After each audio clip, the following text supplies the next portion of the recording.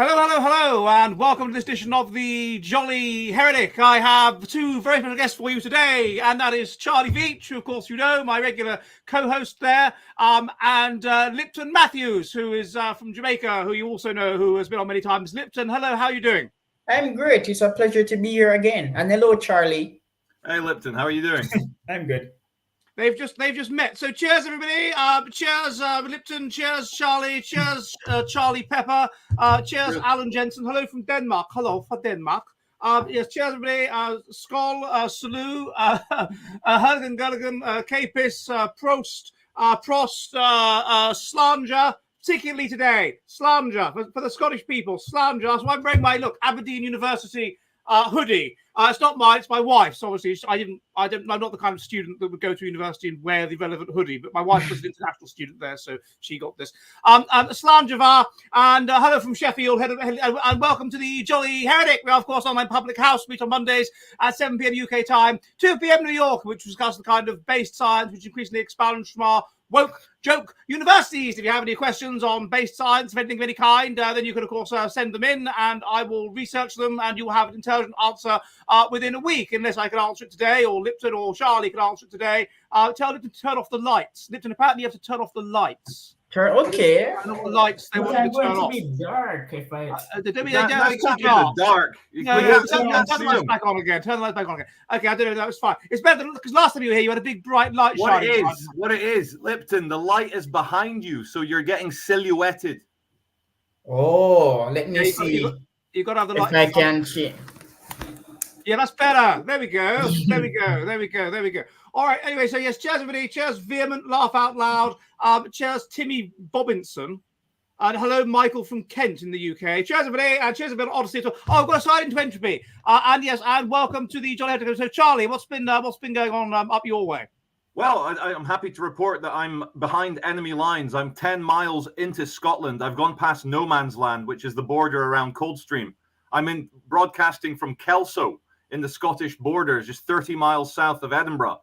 And I felt it important to come up to Scotland a couple of days ago so that yesterday I could release a video titled The Last Day of Freedom in Scotland Before the Crazy Hate Laws. Now, for anyone around the world not knowing what's going on, the dear leader, Hamza Yusuf, or if you prefer, Hamza Useless has brought in a very strict, ridiculous hate law to update it so that even in the privacy of your own home. So me right now, I have to be so careful. There's literally a Scottish drone by Police Scotland, a Lothian and Borders Police drone, filming into this broadcast as I speak to see if I commit any thought crime, any hate crime.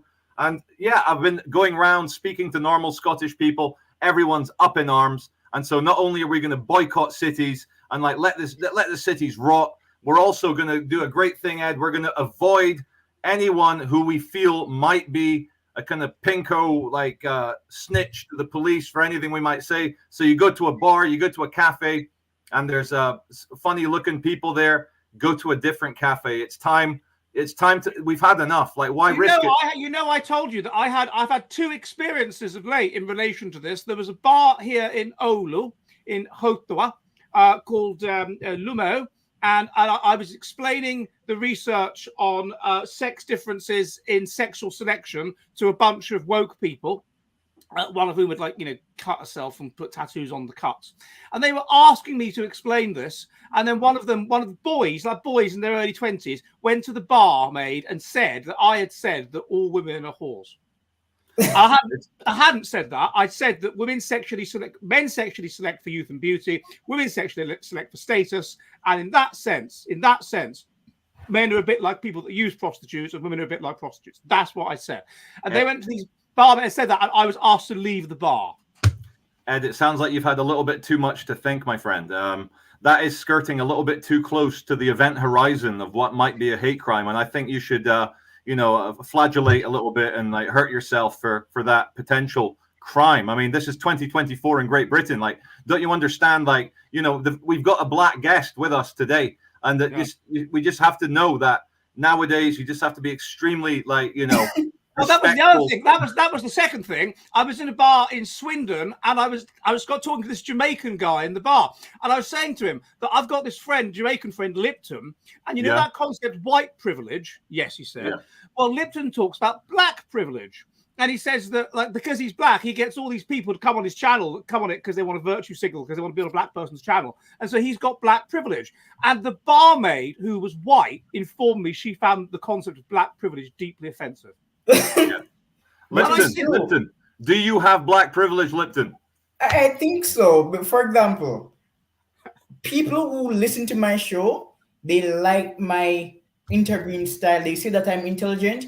But most of these men and women who appear on my show, they're aware that my views are on the fringe right, and they still show up.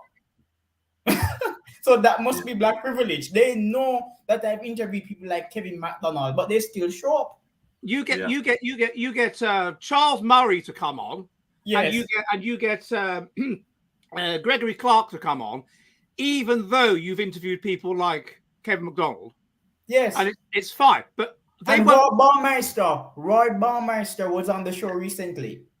Yeah, so really mainstream people, and they have no problem with it because you have a pass because you're black. I'm sorry, and I explained this to this Jamaican, and he thought it was really interesting, and then there was this Ghanaian, and he thought it was really interesting, and they were the only two black people at the bar, and they said, look, we're not offended, but these women, these white women, like, you know, these honkies. They're offended. So come on, just leave them alone. Just stop it. Just stop. Like I was in a restaurant discussing Richard Lynn's findings on sex differences in intelligence, and a woman overheard the conversation and became quite hysterical. She said, "I earn more than you guys. I have a PhD. I went to Oxford at 17." She was crazy. She was super upset. I was trying to be kind to her, but she was not having it. She was being hysterical and hyperbolic. So eventually we left. But luckily, we had already eaten and paid for the food. Oh, good. You'd eaten and paid for the food. That was okay. That was all right then. You didn't have to waste your time. But no, that's absolutely ridiculous that you have that, and so they're listening in, and that's what I said at the bar. I said, this is a private conversation. I'm having a private conversation. Yeah, but I can hear what you're saying.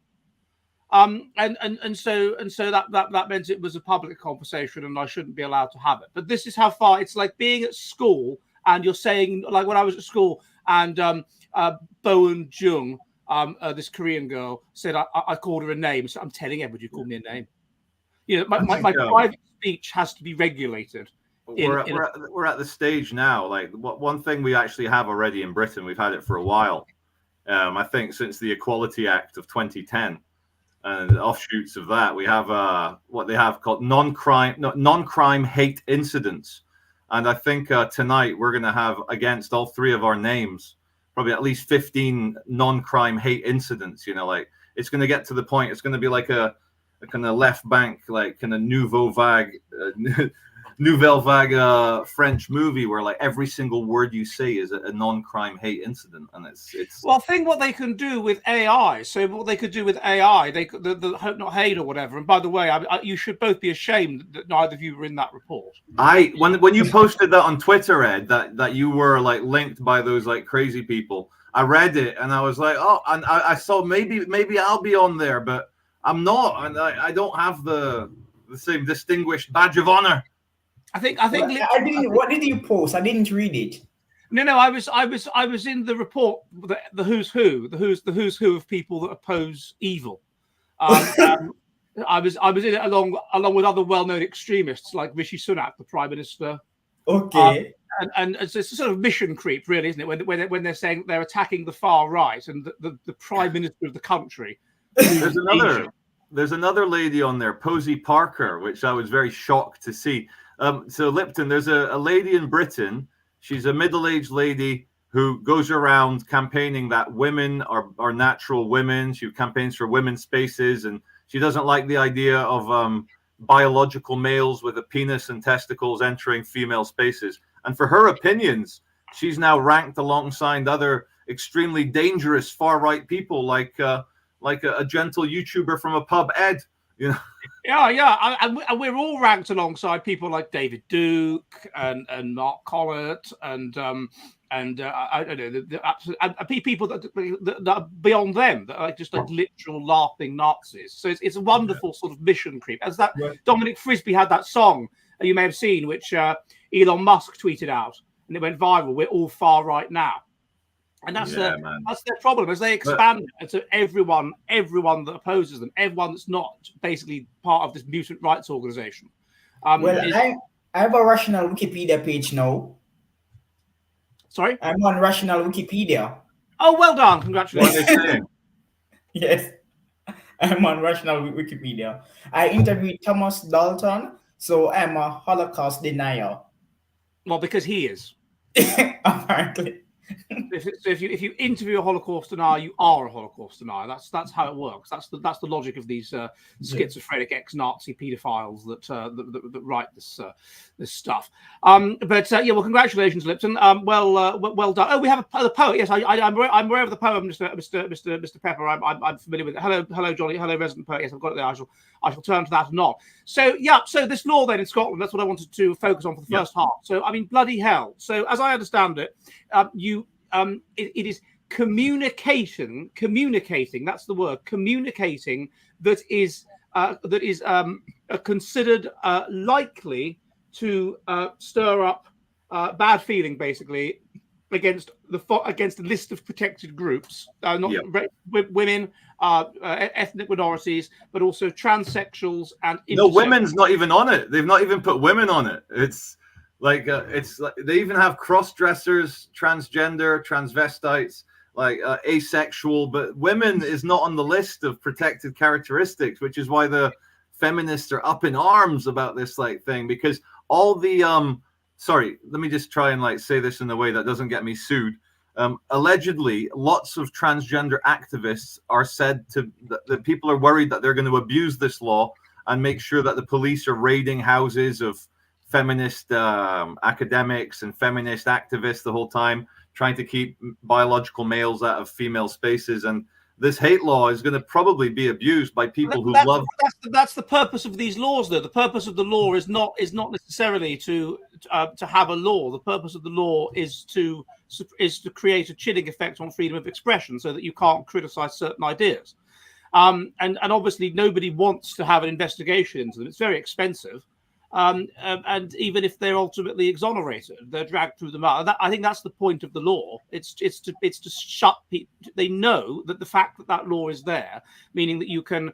It's not just it's age. I'm reading it now. Age, disability, faith, sexual orientation, transgender identity, or being intersex are now protected classifications, and the prosecution needs to prove that a remark was likely rather than intended to offend. So if you're autistic and you don't realize that it might offend, that's irrelevant. If it's likely to offend, and if a reasonable person, and that's a terrible definition, because of course until quite recently a reasonable person was thought that homosexuals were an abomination or whatever, didn't they? Would consider it threatening, abusive, or insulting. Now, of course, that's so vague and that's so elastic that you can get 7 years in prison. If you're found guilty of this, and 7 years in prison, you get in the guy in Newcastle 2 years in prison, suspended sentence, a grooming gang member for rape and sexual assault of a 12 and 13-year-old girl. 2 years in prison, suspended, and 180 hours of community service. But you can get 7 years behind bars for basically saying things about transsexual people or intersex people that they don't like to hear. Yeah, what we're going to see, Ed, is also people in family households. If someone hates their older brother, and they might be gay themselves or lesbian, and their older brother maybe comes home drunk one day, they can secretly record that their older brother abusing them, saying things, "Oh, you're a stupid such and such. You're my little brother, and I hate you because you're a little bleep, bleep, bleep." And then they can send that to the police Scotland, and then they'll have to send around people to arrest them and remedy the thought crime. And let's not forget, Scotland is where Count Dankula, the meme YouTuber, he taught his little doggy. And I'm not here to say whether it's in good taste or bad taste, but I am here to say it was comedy, and there is an element that can be found funny. But he taught his little doggy to do a little salute when Hitler did a speech on the TV, and for that he was actually prosecuted and found guilty of a hate crime in Scotland. And I understand that to this day he's refused to pay the fine of like £500. And they got round it somewhere. They if you saw the interview I did with him, they didn't want to send him to prison because they knew it would make a martyr of him. Yeah. So they just like declared it had been paid, even though it hadn't. This sort of thing, because they just didn't want to make a martyr of him. So you've got them saying that a comedy is protected, but obviously it isn't. Ratwiki are quite good at this. They will get things that you've said that are obviously jokes. Like I once said, if I discovered that my son was a vegan, I'd beat him. Right? Now this was obviously a joke. I wouldn't beat him. I'd just chuck him out of the house and make him live in the street. But that's there on my Ratwiki page saying I advocate domestic violence. So I mean, what I find hilarious is that the trans movement is transgressive because it is teaching society that if a man wears a wig and gets a handbag, he's a woman. A stereotype that women fought for years to eliminate from the psychology of society. And we're reverting back to that stereotype. So if I put on a wig, I am a woman because women wear wigs and we're feminine. Well, exactly. It is extraordinary the tension within the woke ideology. It's so inconsistent because it's always about empowering the marginalized. And so, therefore, it's not logically consistent. But this is exactly the idea. They say, what is it to be a woman? Well, it's that you identify as a woman. What does that mean? And what their model of a woman, as you say, Lipton, is a sort of stereotyped 1950s pre-feminism version of a woman, whereby she wears a skirt and she has long hair and she has makeup and she's the absolutely stereotypical. You never see a butch trans woman, do you? You never see a trans woman that's a bit manly. You make a good point there, Ed. You always see, like, especially in like younger transgender women, that they always hyper feminize their clothing as if they're dressing like a kind of Japanese schoolgirl prostitute. Like you'll see them. Like there's been some big cases in the media recently, like people who got, in fact, I'm not even going to go there out of respect because it was a 16-year-old transgender woman, but the dress is so exaggerated. And I watched the music video by Dylan Mulvaney, the transgender activist woman. And again, it's hyper feminized. It's like a kind of like schoolgirl, like in a sleepover party, like all twirling hair on the phone, kicking their legs back on the bed, like wearing little like dresses, and it's like, it's a bit Lolita-esque, if I may say. Yeah, well, that's what you do. If you're trying to be something you're not, then you exaggerate it, don't you? And there are tells that it's disingenuous. It's why I remember when I was at university, the poshest people would be people that were from like private schools, not public schools, private schools, and they were like day schools, and they were hyper posh, and they were like a pastiche of what they thought posh was. Yeah. And I suppose in the same way, you get the same thing. If you're trying to be a woman and you're not really, then you go over the top and you sort of hollow it out. What are free speech laws like in Jamaica, Lipton? How can you? I'm really happy that you posed that question. In Jamaica, the current administration is considering to pass hate speech legislation. I don't know the content of the law as yet, but I am unsurprised because the current leadership, it is a bit woke. So some years ago, a pastor wanted to preach in Jamaica, and apparently he was homophobic, and the government denied him the opportunity to visit Jamaica. That occurred a few years ago. So it's a bit woke and quite amenable to the climate change hysteria and the gender quota arguments of feminists. So I'm not surprised. Really, I didn't know that. I assumed that Jamaica was more on a par with Africa, where they was interview people and go, "Why are you gay?" And they'd have to explain why. No. But Africa is a funny situation. I am Christian. I'm quite conservative. Africans are also traditional. Most Africans are not lobbying for sexual reform. They are okay with having a buggery law. Therefore, African leaders are wasting time regulating not buggery, but rather homosexual conduct and how homosexuals behave in real life. I think that's really pathetic and a waste of time. Well, we used to have that law in England, though, didn't we? The law was that buggery was a crime in England, but until about 1885, I forget when they changed the law. So there were these men going around London, sort of poncing around London, being utterly effeminate and upsetting people, but they couldn't prosecute them because they had to prove that one of them had inserted his penis into the other one's bottom. And obviously they couldn't prove that, and so there was no crime that had been committed. So then they changed the law from sodomy being the offence to what they called indecent behaviour. And indecent behaviour was anything like men holding hands in public, anything like that. And so I assume that's what they've had to do. So yeah, so basically what this means is that Scotland, the home of the Scottish Enlightenment, all of this stuff, free speech, free ideas, Thomas Reid, David Hume, Adam Smith, John Locke, all the big boys. All the big Scottish boys, all of them would have had serious pressure placed on them. And particularly David Hume. If you read some of his writings, I mean, he would have been prosecuted.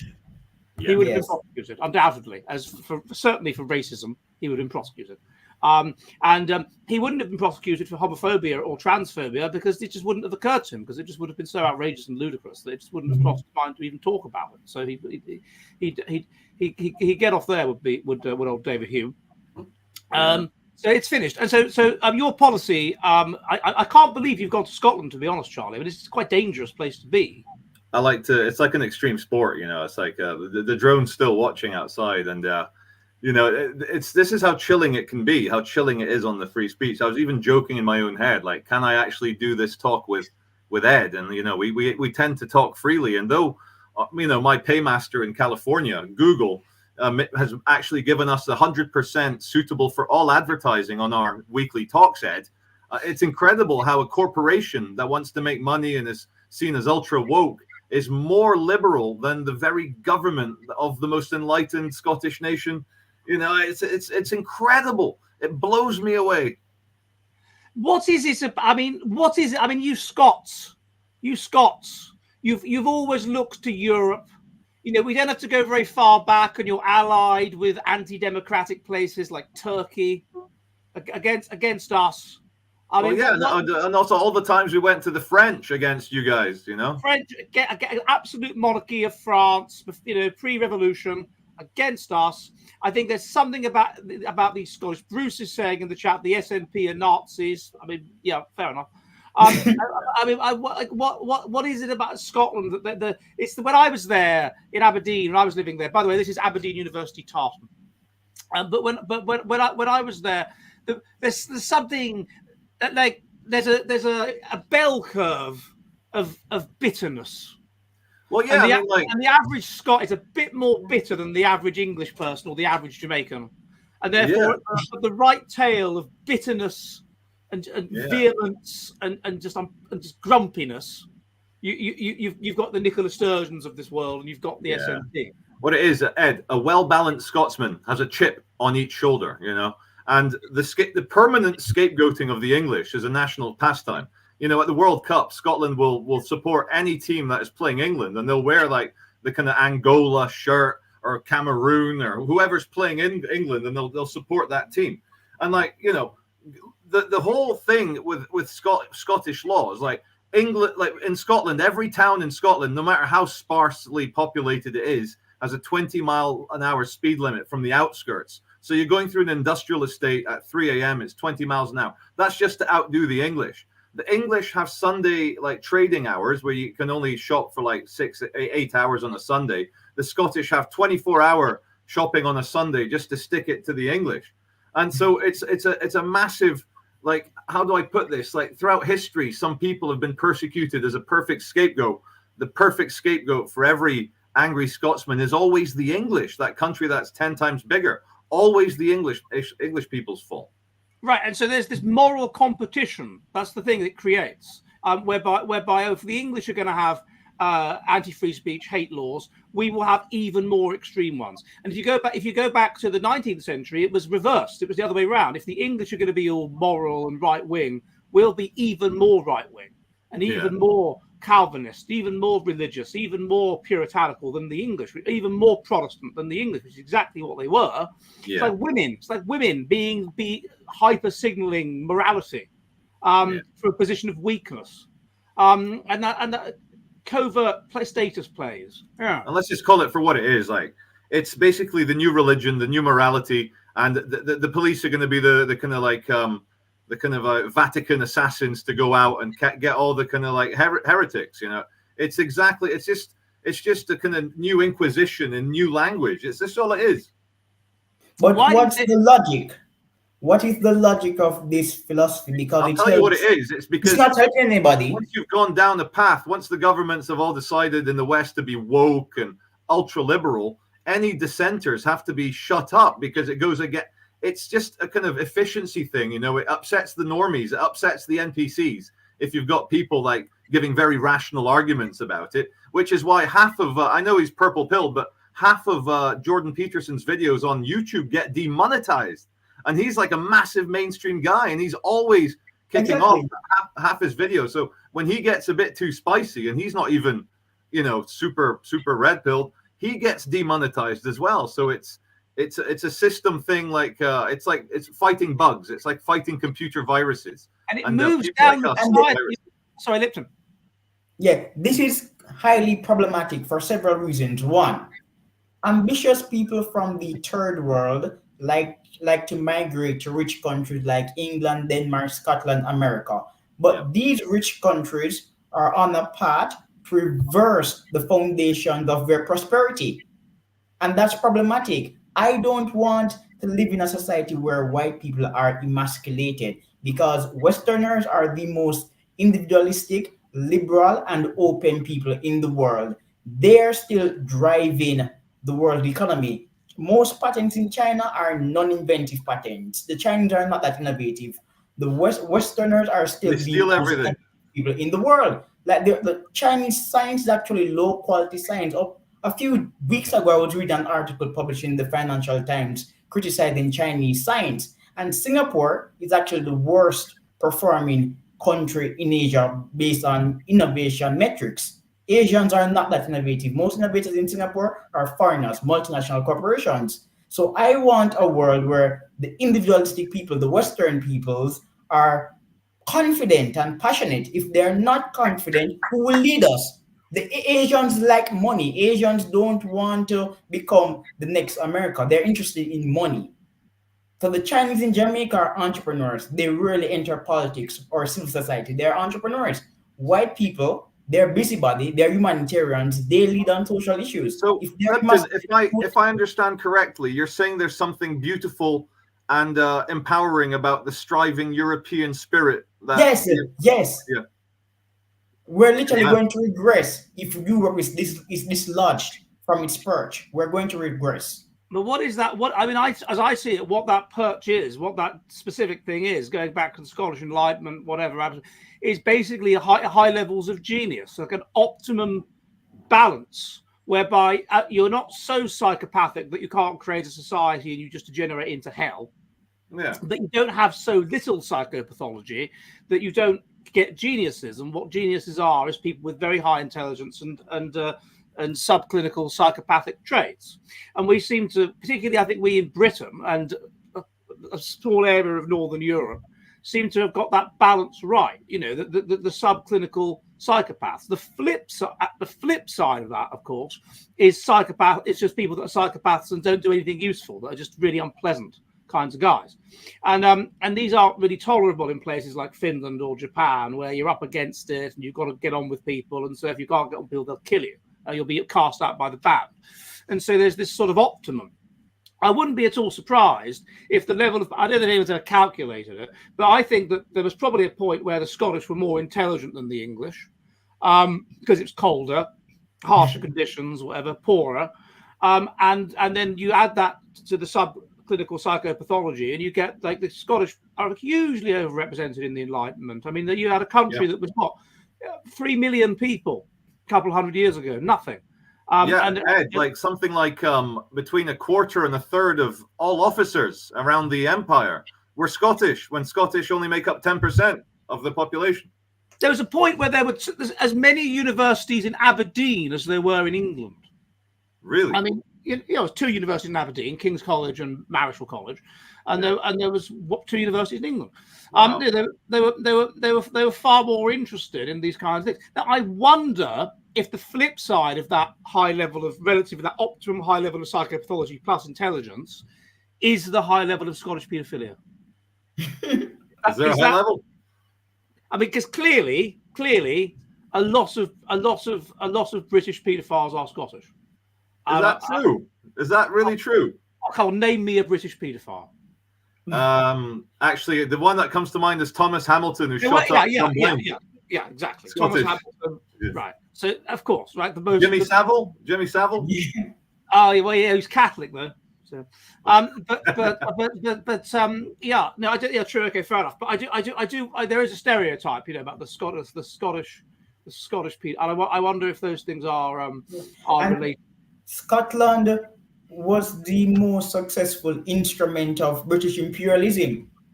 They built several of the plantations in the Caribbean. They were active in science in the Caribbean during slavery. Around 30% of the plantations were owned by Scottish. Maybe the figure is for the Caribbean or Jamaica. I should go and check. But around 30% of the plantations were owned by Scottish. So you're saying that not only are the Scottish better at science and genius, inventing the television, inventing everything than us, but they're better at slavery as well. That could be an argument. They were quite prominent in the slavery business. Glasgow, for example. Yeah. So I think Scotland being the northern tip of Great Britain, it has the worst weather, and so that might be related to the fact that for harsher winters and nastier weather, the Scottish had to long-term plan more in the past, and they had to survive better. And then those skills were then abused by our English captors for hundreds of years, forcing us to enslave and subjugate our brothers in the beautiful socialist world around the world. But yeah, coming back to the modern era, Hamza Useless has been reported to Police Scotland over 1,000 times already by people talking about his anti-white speech. I don't know if you've seen it, Lipton. The Scottish Prime Minister was saying there's too many white people in Scottish government, too many white judges, too many white lawyers, too many white, heads of business, and he's been reported. And so I'm actually in two minds. I think it's great that there's a big campaign to use their own medicine against them, Lipton and Ed. But I think then the police, if they do pretend to take it seriously, then they'll say, oh, well, we got to work it both ways. So if we're going to investigate the Prime Minister, and obviously it'll be a whitewash, no pun intended, they're going to go hard on all the activists. So I think it's going to be very interesting to see how it plays out over the next coming weeks and months. And if it's completely ignored, I mean, we have an election coming up, and I hope the SNP get annihilated. And I don't know who they should vote for instead, but the SNP have to go. It has to go. We've got a resident poet, I just say, well, I remember here at the Jolly Heretic, Mr. Quinn, and he has written the following poem about today's meeting. We're joined here by Matthews and Veitch to talk about freedom of speech. A Scot and Jamaican, they'll bring home the bacon, refreshing parts others can't reach. Thank you very much, Mr. Quinn. And if you would like to buy Mr. Quinn's book of Jolly Heretic Poetry, it is, of course, available on Amazon. And, no, it's done that again. I'm going to do that in a minute. Yeah, so moving on then from Scotland. I mean, it's the bitterness, it's the competing with the English, it's that sort of thing. And the fact that it's a small society, and small societies can easily become dictatorships. But we have a kind of anarcho-tyranny, I think. There's tyranny in Scotland in the sense that you can't now speak freely in your own home. And there's anarcho-tyranny on the streets of Britain, i.e. somebody the other day at Beckenham Junction, and he's just stabbing his friend with a bloody machete and being filmed doing it. And then in the same day, a similar thing happened in Kennington. And that person, his name was Raheem Mitchell, some Welsh surname, I forget what it was, was jailed in December because he was fare dodging, and then he was caught doing so, and so he tried to escape, and they vested him to the ground, and then he tried to pull a knife out. And on that basis, he was jailed for 6 months. And then here we are, less than 6 months later, and he's back on a similar train line with a bloody big machete, and he's stabbing somebody. So I mean, and yet Sam Neely, I am not surprised. When you decriminalize antisocial behaviors, the implication is criminality and violent crime. Europeans were once known for several positive policies. One, institutionalizing mentally unstable people, and two, arresting criminals, even penalizing the poor. If you don't regulate unproductive people, they're going to become a liability. And what's incredible as well, Ed, this is all. So everything that Lipton has explained there has happened under a supposed conservative government of the last 14 years, and that blows my mind. How how it's completely changed, like the whole nature of like going out in the street, as you say, this anarcho-tyranny, this like anarcho-terrorism on the street. Again, like there's the hate laws at home, and then there's the hateful individuals with massive machetes on the street. So you've got nowhere to go. You're fully like controlled. You're pushed down everywhere you go. And it's deliberate. I mean, there was something recently I was reading in the German in a German newspaper, and this woman was raped by this gang, and the prosecutor argued in their defense, these were Arabs, that because they've been victims of racism and they've had the stress of having to come here as refugees, and they had to take out their frustrations on this girl. So yes, give them a psychologist. That's what she did. A woman. That's what she said. Yeah.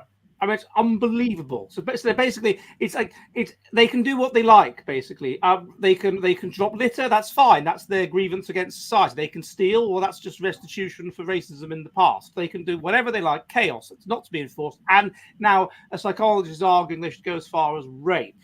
I mean, when will they say that they're justified in just murdering? Are you familiar with this old story that's been rushed again in the public realm? It's about a woman from Haiti. No, she's not from Haiti. She's a white woman who went to Haiti and was raped, and then she blamed white supremacy. It happened like over 10 years ago. Wow. How was white supremacy responsible for her? No, she basically said that she was raped because of the evils of white people. Something to that effect. So she was raped by a black person, and then she blamed the West. It was not his fault. Wow. It's not a meme. It's a true story. This is not a meme. It's actually real. It's a true story. Well, like maybe she wasn't that traumatized by the event, maybe because if she was like happy to bring in some like critical race theory into it and like theorize it, maybe it wasn't that traumatic for her. I'm not just saying maybe, like usually women who are victims of that kind of thing don't start blaming their own ethnic group. It's a very strange, insane thing to do. No, I mean, there was something deeply wrong with her. Obviously, what was she doing wandering around on her own in Haiti anyway? It's very dangerous there. It's particularly dangerous at the moment. I mean, Haiti, man. I mean, Jamaica is not safe, is it? But no, it's not safe, because when I was some time ago, I wrote a letter to the editor. I used to write columns in Jamaican newspapers, but I no longer do so. And I wrote a letter. It got the letter of the day. I was arguing against the importation of Asian immigrants into Jamaica. If Asians want to work and study in Jamaica, great. But no, they should not be allowed to enter the country as refugees. Haiti is a low human capital country. They don't have much to offer. But like elsewhere, immigrant organizations are being financed by wealthy people and supported by liberal women. So liberal women in Jamaica, they want Asians to get refugee status. They just want more men, so that it makes the dating market more in their favor. But interestingly, some Asians in Jamaica who were granted citizenship years ago are saying Haiti is a different place, and the new immigrants should not be allowed in Jamaica. They should stay in Haiti. Did you have an Asian minority in Jamaica like they did in Uganda or South Africa or whatever? Not a large minority. So whenever there was a crisis in Haiti, usually the deposed leader went on exile in Jamaica. And we have a few Asian families, upper middle class Asian families, but we don't have a substantial percentage of Jamaicans who are Haitians. Oh, sorry, I'm mishearing you. I thought you said Asian. Haitian, got it. Yeah, Haitian. Asians, yeah, Asians. We're arguing against Haitians coming through. Sorry, I was mishearing you as Asian. No, sorry. Maybe it's my list, but yeah. But yeah, Haiti, yeah. We're talking about Haiti, not Asia. Asians, not Asians. Asians, got it. Yeah, and also this whole thing about it being the fault of colonialism. I mean, Haiti is in Hispaniola. Hispaniola is 2 countries, and the Dominican Republic. That's not like chaos. No, like because Ed, I've written on this topic before, and I will repeat myself again. The Haitian Revolution failed Haiti by succeeding. If the Haitian Revolution had failed, Haiti would be in a better position today. At that time, no white country was going to collaborate with a black republic like Haiti. Furthermore, the Haitian Revolution resulted in divisions. Mulattoes did not like whites, white did not like blacks, blacks did not like mulattoes. So there was not an opportunity to construct a cohesive society. Therefore, Haiti failed then and continues to fail. Why? Because the Haitian Revolution was successful. And people laud the Haitian Revolution as an achievement, but it's not. It was very violent. I mean, yes, it should have failed. But it didn't. And now we have a new revolution in Haiti where people are eating each other. So that will be... Yes, I just want to pledge my allegiance to Jimmy Barbecue. You know, he's the gang leader that's in charge of Haiti. And if I ever find myself kidnapped like that other YouTuber, I think he's called like Your Fellow Arab. Did you see that on the news, guys? The YouTuber, American guy who's a Christian. Yeah. His handle name is something like Your Traveling Arab. I think he's like a Lebanese or something. And he got kidnapped in Haiti and his family had to pay a ransom and he got let out. So if that happens to me, I just want to say barbecue, and he got his nickname by setting fire to his enemies' houses while they were inside. So he barbecued his rivals in their own homes, which is it's like an air fryer. You know, you use the breeze to come in through the window. And Port-au-Prince makes Manchester seem safe, doesn't it? I mean, really. And on top of that, they had a massive earthquake just a few years ago that devastated everything there. And then all this on top of it. And didn't like a gang go in and shoot their president 2 years ago as well. And it's one hell of a place. I think what we're going to have to do to kind of rescue the economy is do a deal with barbecue to organize big game hunting so that rich, fat American men can go there and shoot gangsters, for a fee, for maybe $1 million per gangster, and have a kind of Mogadishu situation, like Black Hawk Down, but with private money.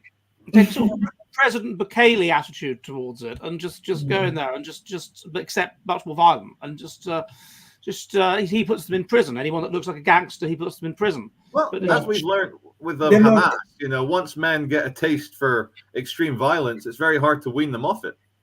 But I must say this though, cannibalism is a problem in Haiti, but barbecue is not a cannibal. I have not read any article that purports barbecue to be a cannibal, so I can't call him a cannibal as yet. So I don't think he's a cannibal.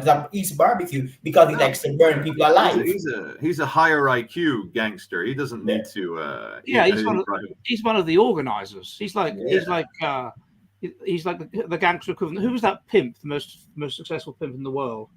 Iceberg Slim. Yeah, Iceberg Slim. Yes. Yeah, he's like high IQ gangster. He knows how to treat them. He gets other people to do his dirty work. But, Ed, you Ed Dutton, you think you're so controversial, but the most controversial issue is this: colonialism led to positive outcomes. That's the third real issue. The positive benefits of colonialism. Nobody wants to talk about that other than me and Bruce Gilley. I will. Have you interviewed Bruce Gilley? Not yet. Are you going to? Yes, I would love to. Privilege. You will. I mean, Bruce Gilley. Yeah. I mean, it was. I mean, loads of people people from India that I've spoken to have said that the older people in India when they were kids would say, "Oh, it was much better under the Raj." And I interviewed that. Did you interview that Kenyan woman? What was her name? That academic at the University of Exeter. 1-0. Yeah, Wanjiro. I interviewed her, yes. Yeah, I did as well. And she was the day the Queen died, actually. And when I say the day the Queen died, I mean, well, we had the discussion last time. But and she was saying the same thing, that when she was a kid, people were saying in Nairobi, "Oh, it was so much better under the British. Oh, it's crap now."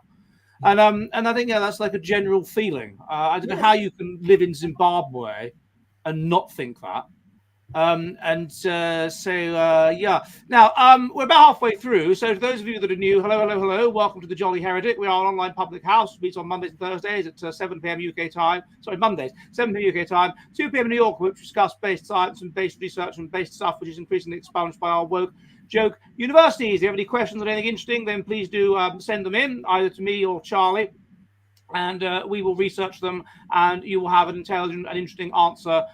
Well, either today, if we can answer it today, if I have to research it within a week. If you would like to help the channel, the Jolly Heretic, that is, please subscribe. Help us vitally if you do that. Subscribe here.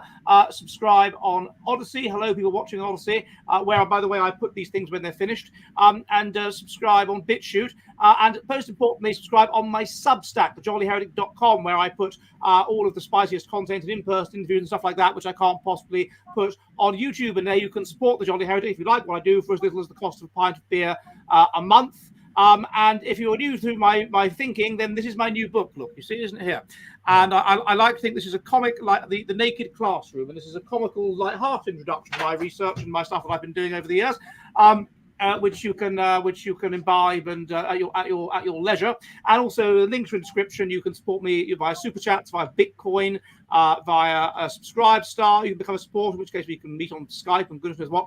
And of course you can buy my books, all of which are available, including that one on Amazon. Also, please subscribe to Charlie's channel, Charlie Veach. Charlie, mainly, he's much more kind of on the coal face, as it were, of the woke insanity, rather than writing about it. And he goes around Manchester, basically, and other places, seeing what degeneracy is going on. And then Lipton, your channel. Yes, on YouTube, Lipton Matthews. It's named after me. Yes, and you have interviews with all kinds of interesting people, don't you? Yes, Jared Taylor recently. Mm-hmm.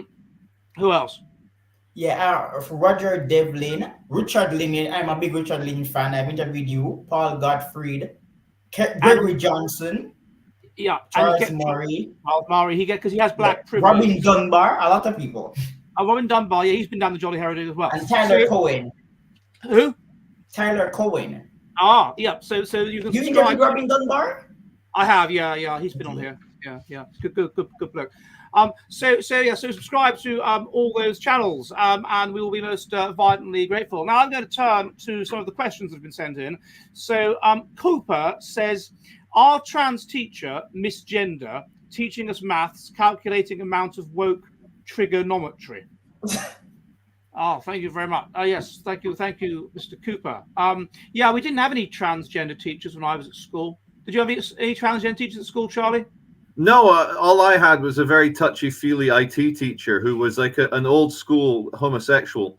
I don't think he was. I don't think he was so much a kind of like into little kids, but he just. Actually, I'll say no more. I'll say no more. No, but no transgenders. I do allude in the Naked Classroom, the evolutionary psychology at your time at school, where I hope to answer any, I hope to introduce the baseness of science via answering the kind of questions you would have asked when you were at school. Some of the incidents at my own school involving female teachers having sex with Year 11 kids and things like that. Really? Oh, yeah. No, Did that not happen in your school? No, I've never heard of an 11-year-old sleeping with a teacher. No, I've never heard. No. Year 11. So year 11 is like 16. Yeah. Oh. That was normal at your school. You know what? Nowadays, that sounds almost tame these days. I know teachers are still getting into trouble with it, but with all the degeneracy we're seeing in society, that seems almost like a wholesome crime. She's overage and whatever. I have heard of cases where the person, the teacher was having sex was 13.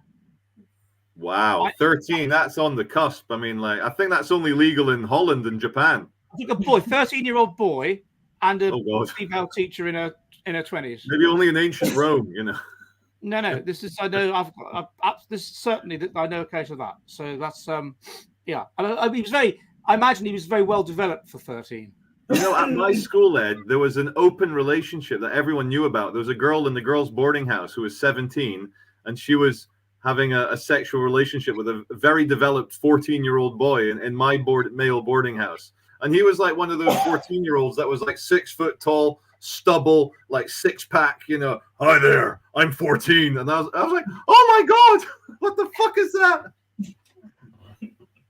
Yeah, it's amazing to think that you did get some kids that were 15 or 16 didn't have pubes yet. I know. Yeah. So the differences in development could be quite substantial. So yeah. So was there any cases like that at your school, Lipton? Any? Okay, so I went to a well-respected Christian school. However, there was one case involving a girl. She was maybe around 17, and after graduating, she and the teacher had a baby. Okay. Yeah, that's all. Crikey. And that's the thing, they've passed laws on this now in the UK, where even if the pupil is of age, i.e. 16, the relationship is still illegal if the teacher is teaching at that pupil's school. But there's a way around that, Ed. Like if you're a head teacher at a school, at a high school in England, you can summon the girl in question to your headmaster's office. You can formally expel her and have the paperwork timed, and then engage in carnal relations with her, and then she can go through a review process that you do by yourself, and later on the afternoon you can have her back, and that's how it's done legally. And then just do it again.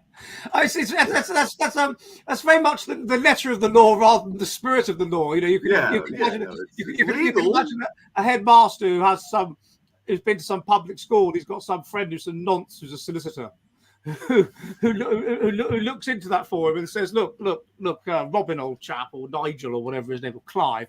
Yeah, I've got a way." Clive. Yeah, Clive. Yeah, I've got a way around this. I mean, it's controversial, but listen, okay. Yeah, you expel her, you get the paperwork sorted, you have sex, you review it, you just do this every night, mate. Brilliant. I had a case of when I was at university. There was lots of people from public schools and private schools, and there was this girl that went to a school in oh God, what's that place called where Nigel Farage went to school? That public school, Dulwich, and it was a prep school, I think, in Dulwich, and the headmaster was a guy called by the name of Peveril, and they had to wear, the girls had to wear regulation blue underpants, and every morning a whistle would be drawn, and they'd have to bend over, and their pants would, some random people would have their pants checked at random by the headmaster. And the headmaster's name was Mr. Pederast. Peveril. Oh. He was known as Pervy Peveril. In the end, he was put on trial in the early 2000s, it might have been, or the mid 2000s, for smacking girls' bare bottoms under his. It sounds almost like a Benny Hill sketch as a school, you know, like. Yeah, and the person that defended him in court was Geoffrey Cox, who was later Attorney General. Wow. And he said, "Oh, I don't know what the problem is. It must be that the prosecution barrister went to some little comp somewhere or something." And he just got away with that. Anyway, the next is from Cooper, new member, Charlie, and he sent, I assume this is for you, and he sends, I don't know what he sent you, but he sent you something. And then the next question, I have to go to things I got from chats. Here we go. Yes, okay. So Yao Scudo, thank you, sir, says, when did Christianity go from being woke in antiquity to being right wing? Interesting question. I will give an answer, then perhaps Lipton has something to say. But my answer is this. Obviously, the Battle of Milvian Bridge was in 312, and after that, it becomes a group orient. It stops being the religion of the poor and the lower middle class and whatever, and becomes the religion of the state. And so very quickly they start being much more kind of Old Testament like and group selected and so on. And they're very concerned that what is the Christian view, and they have all these councils and Nicaea and whatever. Then by 392. That's when they abolish all pagan sacrifices everywhere, including in your own home. So a bit like the Scottish hate laws. That's a bit mean. even in your own home, you can't engage in pagan sacrifices. But in terms of baseness, I would say it is the Institutes of Justinian, which were between 529 and 534, where they banned witchcraft, or 535, sorry, and they banned homosexual. They made homosexuality a crime, punishable by being castrated. So then that's now we're talking quite conservative at state level. And then it was in about 1000 they brought in the death penalty. So that's my summary. What do you think, Lipton? I wouldn't say that Christianity is woke. I think that Christianity has been misinterpreted by some people. So, for example, if you understand the arguments of William of Ockham well, you could create a nominalist argument for the transgender movement. Christianity is a flexible religion. Some argue that Christianity promotes egalitarianism, but one Christian scholar now deceased said that there's inequality in Christianity. There's even inequality in heaven. There are different types of angels. So I wouldn't say that Christianity is woke. I would say that that's been misinterpreted. No, I think elements of it are. I mean, I think basically they're saying that they're promoting the poor, they're promoting the marginalized, they're promoting the weak, and they're saying they'll be first in heaven and all this. So that's I think perhaps woke. But then you've also got elements of it that they were at that time in Rome. Rome was decadent. Rome was homosexuality was acceptable. All this sort of thing, dressing in provocative sexual ways was acceptable. All that. So they were in that sense anti-woke. The woke, as Lipton says, they completely grab Christianity and warp it and pervert it and twist it and bastardize it. Because, yeah, like what you mentioned, Ed, about the kind of like pushing poor people first, compassion for the needy, charity, and so forth, those are alluding to a kind of higher existence for man and the soul. And, that, no matter how decrepit a person is, whether they're a thief or a prostitute, they still have a soul created in the image of God and is very loved and so forth. But then they twist that for their own Marxist, modern leftist ways.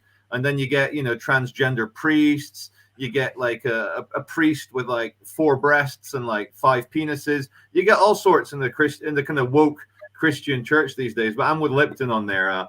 Christianity isn't necessarily For woke. example, there's this scholar. His name is French, so I won't struggle to pronounce it, but it is Ellul. Jacques. I can't pronounce his name, but he argues that Jesus was an anarchist.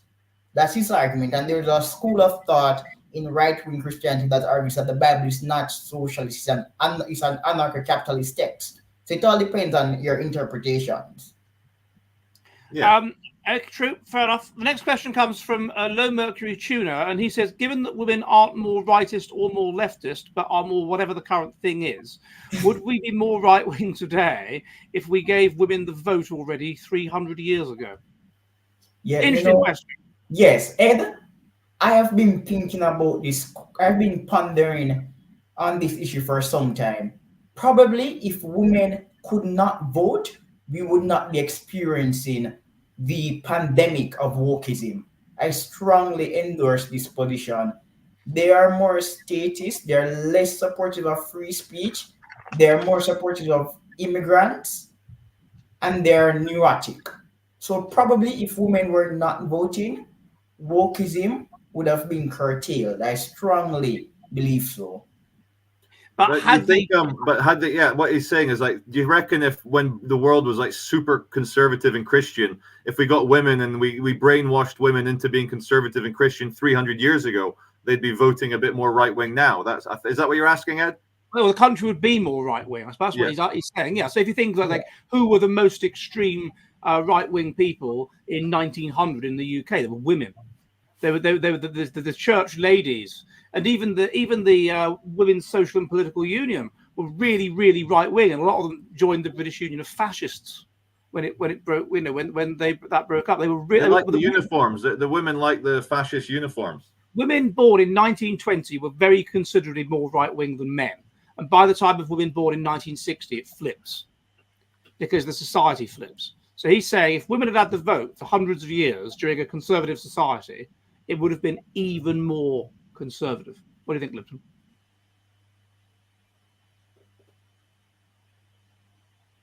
Well, this is for Charlie, right? No, it's for you. I said Lipton. That's why I said Lipton. Okay, because I assumed that I had answered already. That if No, but I'm saying you answered the second half. It's true. Yeah, fine. Women voting means we're more left wing. Get rid of women voting. But like, what if it was hundreds of years of women being able to vote in a conservative society? We super right wing. That's what he's saying.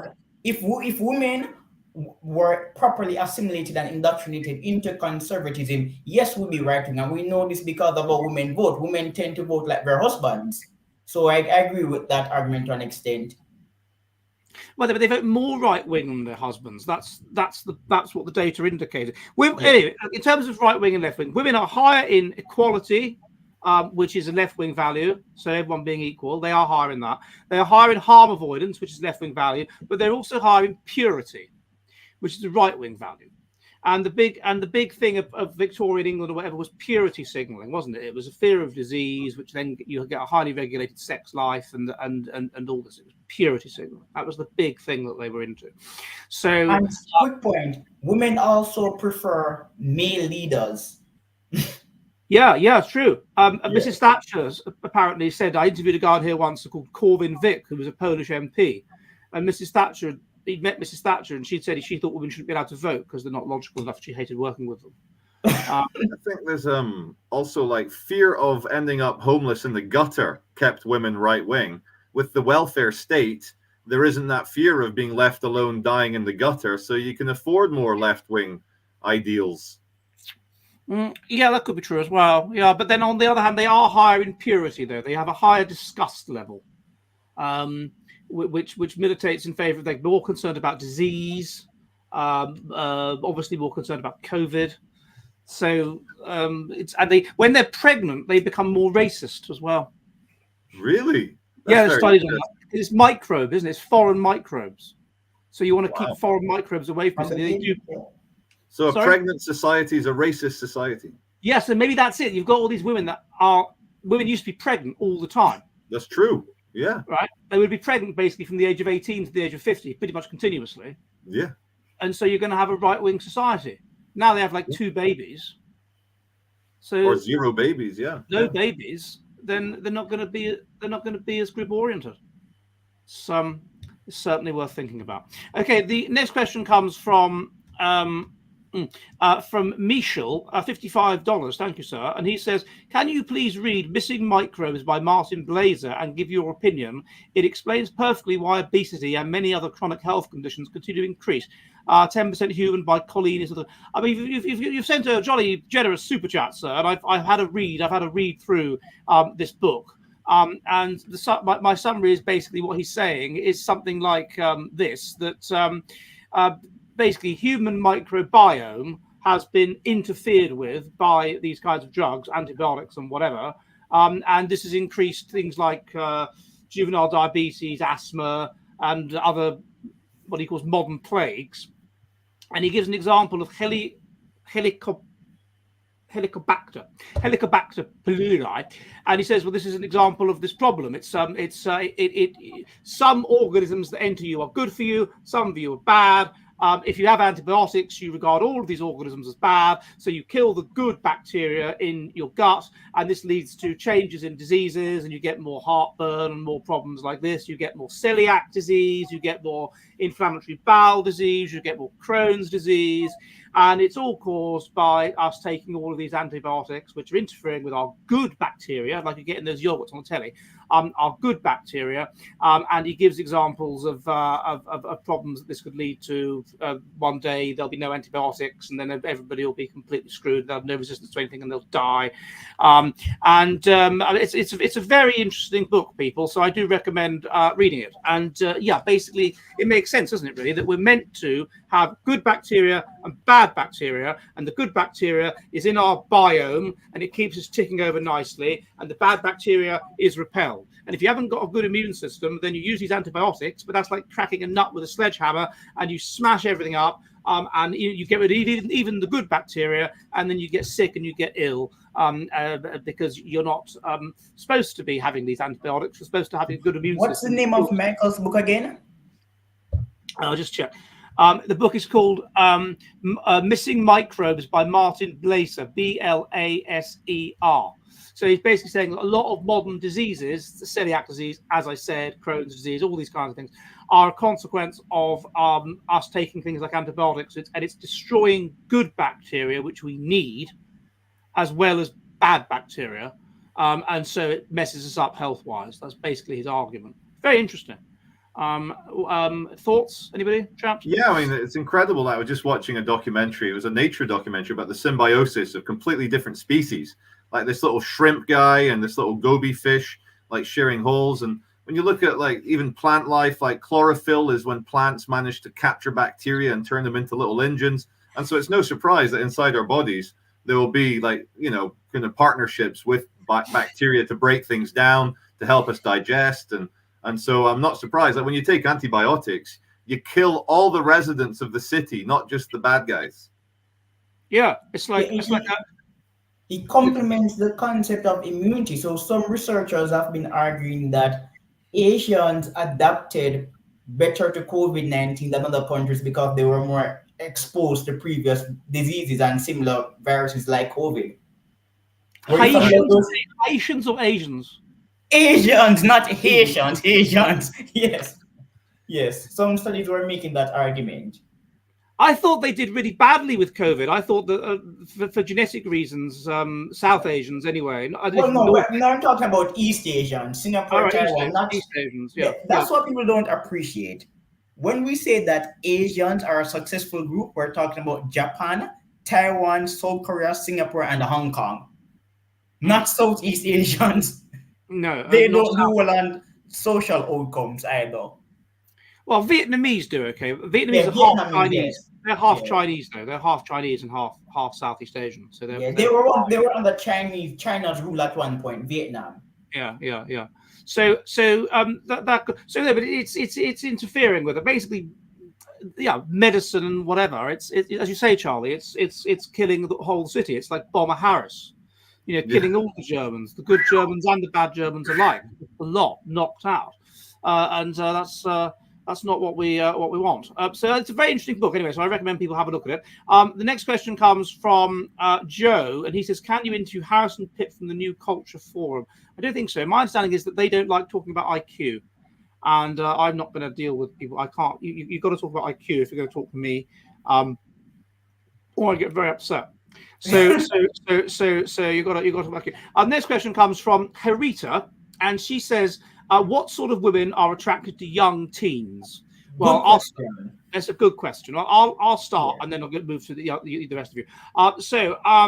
I would assume that it would be young teens that were highly sexually developed, like the 13-year-old I mentioned earlier, and obviously these women would be very fast life history strategists, extremely sociosexual.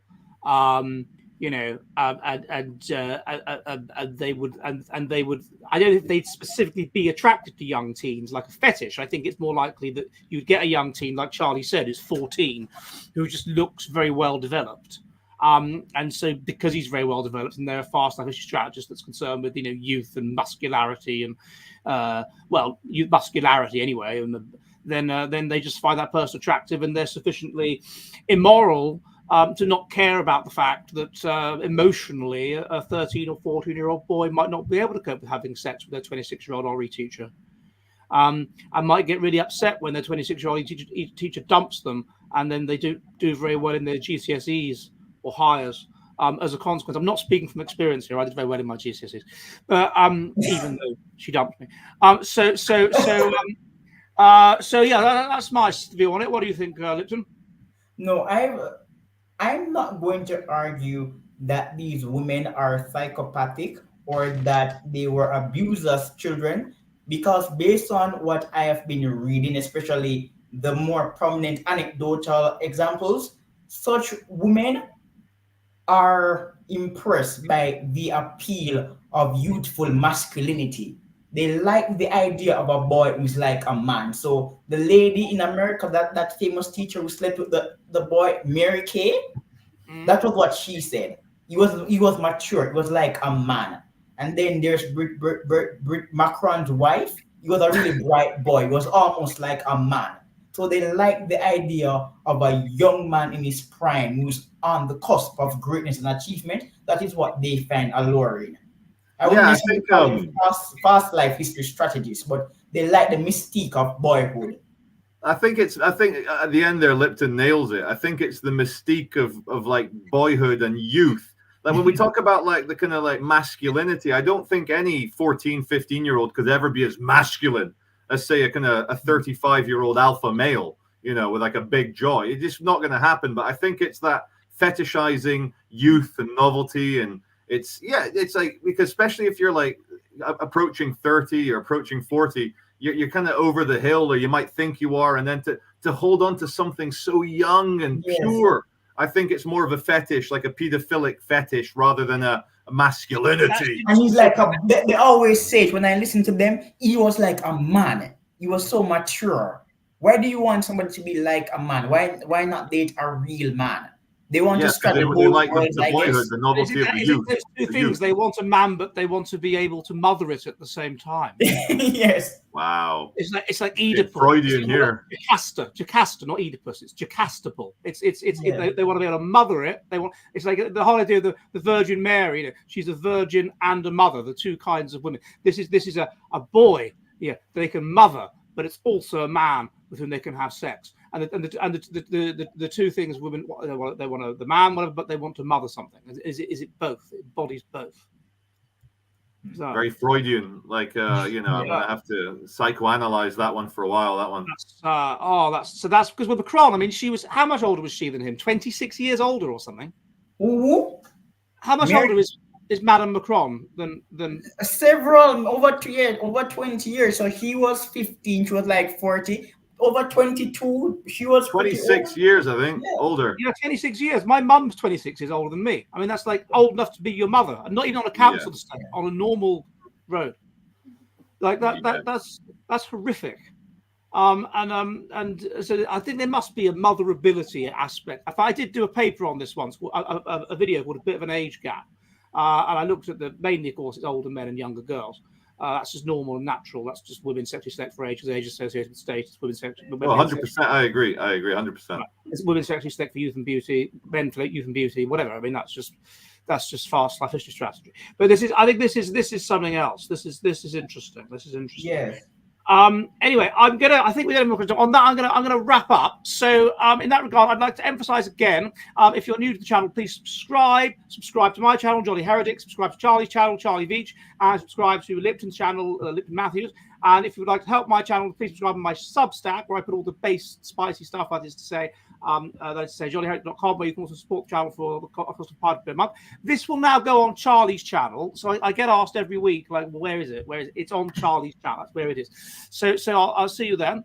And we will be having on next week. We've got an election happening in England, and there's a very interesting man running for mayor of Manchester, isn't there, Charlie?